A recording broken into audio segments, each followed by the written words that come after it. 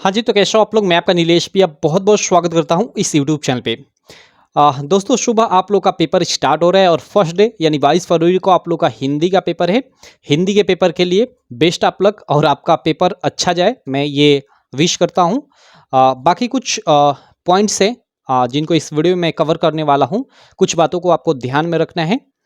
सुबह स्कूल पे जाने से पहले यानी जो आपका सेंटर बना है, सेंटर पे जाने से पहले यहाँ पे कुछ इंपॉर्टेंट पॉइंट है जिनको मैंने लिख रखा है। बार-बार लड़के व्हाट्सएप पे मैसेज कर कर पूछ रहे हैं। तो चलो इनको बताता हूँ एक-एक पॉइंट कि आपको क्या-क्या ध्यान रखना है सेंटर पे जाने से पहले। और बाकी आप सबको बेस्ट ऑफ लक, आपका एग्ज़ाम अच्छा जाए और अच्छा जाएगा ही जाएगा। आप देखना, आप हिंदी में 70 में 70 फोड़ कर आओगे। क्लियर मेरे भाई? चलो शुरू करते हैं। देखो, सबसे पहले तो मैं आपको यहाँ मेरा व्हाट्सएप नंबर दिख रहा होगा। इस व्हाट्सएप नंबर को नोट कर लेना और कल आप पेपर देकर आना ना, तो तुरंत उसका अच्छे से पीडीएफ बनाकर और मेरे व्हाट्सएप पे भेज देना, जिससे मैं उसका सॉल्यूशन करा सकूँ, उसका एनालिसिस करा सकूँ। ठीक है? तो ये नंबर आप सेव कर लेना। अब देखो यहाँ पे आपको क्या-क्या ध्यान देने की ज़रूरत है। कुछ लड़के व्हाट्सएप पे क्वेश्चन पूछे थे, ठीक है? और कुछ मैं अपनी तरफ से भी ऐड कर रखा हूँ कि आपको क्या-क्या ध्यान देने की ज़रूरत है। सबसे पहले काफ़ी सारे लड़के बोल रहे थे कि भैया हेडिंग कैसे डालें? जो क्वेश्चन होता है ना उसकी हेडिंग कैसे डालें? स्केच से या पेन से? तो देखो, स्केच से आप कभी हेडिंग मत डालना है। क्यों? स्केच से हेडिंग इसलिए नहीं डालनी है मेरे भाई, क्योंकि देखो इस स्केच से आप डालोगे हेडिंग ना, तो ठीक है, वो तो मोटा एक तरफ अच्छा लगेगा, लेकिन पीछे पन्ने के पीछे वो हेडिंग ना, स्केच जानते हो कि पीछे पन्ने के वो मतलब दिखने लगेगी, ठीक है? और फिर उस बगल लिखोगे तो वो काफ़ी खराब हो जाएगा। इसलिए हेडिंग स्केच का यूज़ आप मत करना डालने के लिए। क्लियर मेरे भाई? आप काले ही पेन का यूज़ करना। क्लियर? वो 10 रुपए की आती है एक मोटी, यहाँ मैं रखा भी था। चलो आप जानते ही हो, थोड़ा मोटा चलने वाला काला पेन, ठीक मेरे भाई? उसके अलावा पेपर में किस पेन का यूज करना है, तो नॉर्मल डार्ट, ठीक है, बॉल पॉइंट पेन का यूज करना है। और अगर आप आज ही नई नई पेन खरीद कर लाए हो, सुबह उसको यूज करना चाहते हो, तो मैं कहूँगा कि उसको पहले आप पूरा चला लो। जैसे आप एक पन्ना ले लो, उससे पूरा खाँच लो पेन को, मतलब पहले थोड़ा चला लो कि सुबह आपका मतलब लिखने जाओ ना तो छोड़े ना, क्योंकि नई पेन क्या होती है कि आप लिखने जाओगे ना फर्स्ट टाइम, तो थोड़ा थोड़ा स्याही छोड़ती है, तो वो दिक्कत करता है। तो पहले आप अगर नई पेन मार्केट से लाए हो तो उसको पूरा ऐसे मतलब खाँच लो कहीं पे, मतलब उसकी थोड़ी स्याही निकल जाए। क्लियर मेरे भाई? और ऐसे नॉर्मल पेन का ही यूज करना है आपको, डार्ट केवल काले और नीले, किसी और इसके अलावा पेन का यूज नहीं करना है। ठीक है? अब देखो, उसके अलावा आपको क्या-क्या लेकर जाना है, ठीक है? और पेन में आप 2 काला ले लेना, 2 नीला पेन, ठीक है? सफिशिएंट होगा। ओएमआर शीट आप काले पेन से ही भरना, ठीक है? और जो आपकी कॉपी मिलेगी उसका फर्स्ट पेज भी काले पेन से भरना, सिंपल। अब देखो, इसके अलावा आपको क्या-क्या लेकर जाना है। सिक्योरिटी के तौर पे आपको एक तरह से अपना आधार कार्ड, ठीक है, लेकर जाना है। हालाँकि आधार कार्ड कोई मैंडेटरी नहीं है, लेकिन आपको लेकर जाना है, वहाँ माँगा जाता है। कभी-कभी मतलब स्कूल पे जिसको हम लोग उड़ाका दल अपनी भाषा में बोलते हैं, यानी जो बाहर से लोग आ जाते हैं चेक करने, तो वो आपका आधार कार्ड भी चेक करते हैं। तो इसलिए आधार कार्ड आपको लेकर जाना है, ठीक है। उसके अलावा एडमिट कार्ड तो कंपल्सरी है भाई, बिना एडमिट कार्ड का आप एग्ज़ाम नहीं दे पाओगे, तो एडमिट कार्ड तो आपको लेकर ही जाना है। तो इन 2 बातों को आप एकदम सीरियस टाइप का बैठा लेना माइंड में कि सुबह मुझे अपना आधार कार्ड और एडमिट कार्ड लेकर ही जाना है, ठीक? और अपने एडमिट कार्ड का कम से कम 1 कॉपी, मतलब 2 कॉपी करवाकर घर पे रख देना, 1 2 कॉपी करवाकर अपने साथ, और ओरिजिनल आप जो एडमिट कार्ड है उसको भी लेते जाना, ठीक मेरे भाई? चलो, उसके अलावा काफ़ी सारे ये बोल रहे थे कि क्या सर, क्या पहनकर जाए? जूता पहनकर जा सकते हैं क्या? बिल्कुल, आप जूता पहनकर जा सकते हो, कोई पाबंदी नहीं है। हालाँकि वहाँ पे होगा, चेकिंग वुकिंग होगी ना, तो कितने भी स्कूलों पे नॉर्मल मतलब अंदर जाने देते हैं, और कितने स्कूलों पे आपका जूता निकलवा कर उसके अंदर मतलब पूरा मोजा निकलवा कर चेक वोक करते हैं और फिर तब अंदर जाने देते हैं। तो वो चेकिंग होगी आपकी, ठीक है, जूता आपका निकलवा कर, लेकिन जूता पहनकर आप मोटा-मोटी तौर पे जा सकते हो, कोई दिक्कत नहीं होने वाली है, ठीक? और देखो, मैं कहूँगा कपड़ा आप नॉर्मल ही पहन कर जाना, ठीक है? क्योंकि आपको 3 घंटे बैठना है, 3 घंटे बैठकर लिखना है। तो एकदम टाइट जीन्स-उन्स पहन लोगे ना, मतलब तो बहुत दिक्कत होगी वहाँ एग्ज़ाम हॉल में। तो मैं कहूँगा आप नॉर्मल ढीला-ढाला एकदम अच्छे से कपड़ा पहन कर जाना, टाइट फिटिंग, एकदम हीरो वहाँ नहीं बनने जाना है, सिंपल, ठीक है? नहीं तो आपको परेशानी हो सकती है। टाइट फिटिंग एकदम जीन्स पहनो और वहाँ जाओ बेंच पे बैठकर लिखो, फिर 3 घंटे में एकदम मतलब पाही लग जाएगी। तो इससे अच्छा आपके पास नया एकदम लोवर का पैंट होगा, ठीक है? या ऐसा पैंट जो ढीला-उला हो, आराम से आपको कंफर्टेबल हो बैठने में जिसमें, वो पहन कर जाना ज़्यादा बेटर रहेगा। क्लियर मेरे भाई?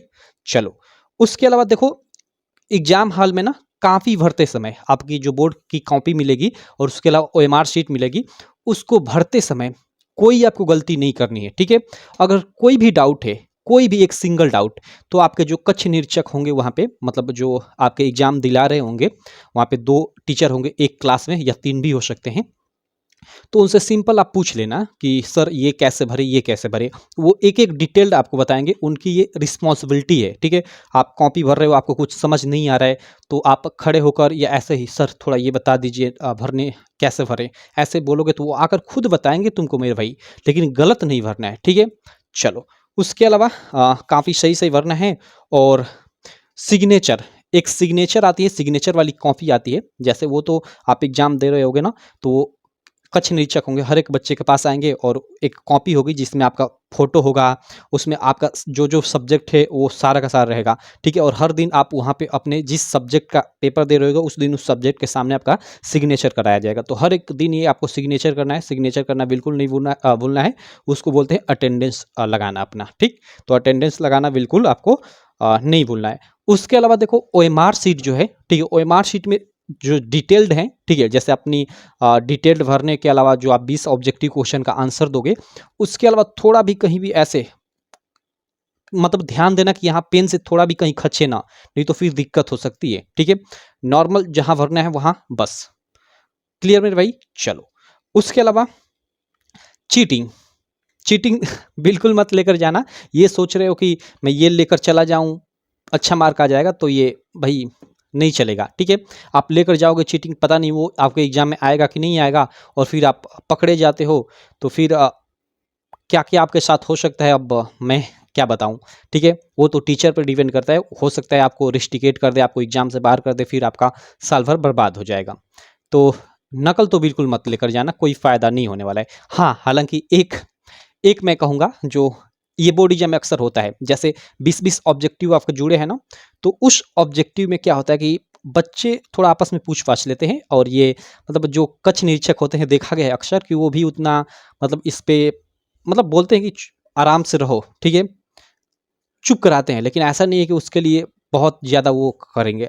जैसे अगल-बगल आपका लड़का बैठा है, तो उससे थोड़ा पूछ सकते हो कि भाई तीसरे का कौन-सा सही है? ऐसे पूछ सकते हो, ठीक है, चलता है। तो मैं कहूँगा कि अपने साइड वाले या पीछे वाले, आगे वाले सभी बच्चों से आप रिलेशन अच्छे से बनाकर रखना, और आप पढ़ने में तेज़ हो, तो अपने आप को तिस्मार खान भी मत समझना मेरे भाई, ठीक? आप थोड़ा अगल-बगल के जो स्टूडेंट होंगे, अगर वो कुछ पूछते हैं, तो आप उनको बता देना, ठीक? बताने से ऐसा नहीं है कि कंपटीशन नहीं है कि ये 20 ही सीट है, मैं उसको बताऊंगा तो शायद वो मुझसे अधिक कर जाए और वो सीट ले जाएगा, मैं तो घर बैठ जाऊंगा, ऐसा नहीं है। बोर्ड एग्जाम है, सबका मार्क अच्छा है, कोई दिक्कत नहीं, ठीक है। तो अगर अगल बगल में कोई 1-2 क्वेश्चन पूछता है तो उसको बता देना चाहिए, और आपको भी उनसे रिलेशन अच्छा होना चाहिए, कि ताकि आपको कोई नहीं आ रहा है क्वेश्चन ऑब्जेक्टिव में, तो वो आपको बता सके। सब्जेक्टिव तो कोई नहीं बताने वाला, क्योंकि सब्जेक्टिव उतना बड़ा बड़ा उत्तर कोई किसी को नहीं बताता है, ठीक। ऑब्जेक्टिव बता सकता है, ठीक। चलो, उसके अलावा आई थिंक मैंने सारा पॉइंट कवर कर लिया। ओएमआर शीट भरने में आपको कहीं गलती हो जाए, तो वहाँ आप चाहोगे कि व्हाइटनर पोत कर सीधा कर लूँ, तो वो नहीं, अलाउ नहीं है। आपको साफ-साफ वहाँ इंस्ट्रक्शन में लिखा होगा कि आपको व्हाइटनर का प्रयोग नहीं करना है। तो इसलिए ओएमआर शीट भरने में 1% की भी कोई गलती नहीं करनी है। आशा करता हूँ मैंने सारा का सारा पॉइंट कवर कर लिया, ठीक है। कोई पॉइंट बाकी नहीं रह गया होगा। अ, बस, तो इस वीडियो में इतना ही था। अ, आशा करता हूँ कि आपको ये मेरी वीडियो आपको काफ़ी अच्छी लगी होगी। वीडियो चली तो यार चैनल को सब्सक्राइब करो या मत करो, लेकिन अपने सारे दोस्तों में इस वीडियो को शेयर कर दो, कि वो भी देख ले और आश्वस्त हो जाएं कि उनको क्या क्या सुबह लेकर जाना है। और उसके अलावा अभी ये वीडियो मेरा देख रहे हो, तो इसके अब 1-1.5 घंटे बाद, 2 घंटे बाद आप सो जाना। ऐसा नहीं कि आप रात को 1, 1:30, 2 बजे तक पढ़ते रह जाओ और सुबह एग्जाम में जाओ तो ऐसे ऐसे हिलने लगो, ठीक है, नींद आने लगे आपको, ठीक है मेरे भाई। तो जल्द सो जाना। हाँ, सुबह जल्दी उठकर अच्छे से फ्रेश व्रेश होकर, नहा धोकर, खा पी कर, अच्छे से भगवान की पूजा करते हो तो पूजा वूजा कर कर, ठीक। और एग्जाम हॉल पे अपने 1 से 1.5 घंटे पहले, पहले दिन मैं आपको बता दूं कि 1 से 1.5 घंटे पहले पहुंच जाना है, क्योंकि वहां पे जाना है आपको, अपना सीट भी खोजना होता है, ठीक है। वो सीट खोजने के लिए अपना वो चिपकाया होता है, ठीक है, कि आपको इस रोल नंबर से इस रोल नंबर के बीच इस रूम में बैठना है, ठीक। तो वहाँ आप अपना सीट नंबर खोज कर जाकर वहाँ बैठ जाइएगा मेरे भाई।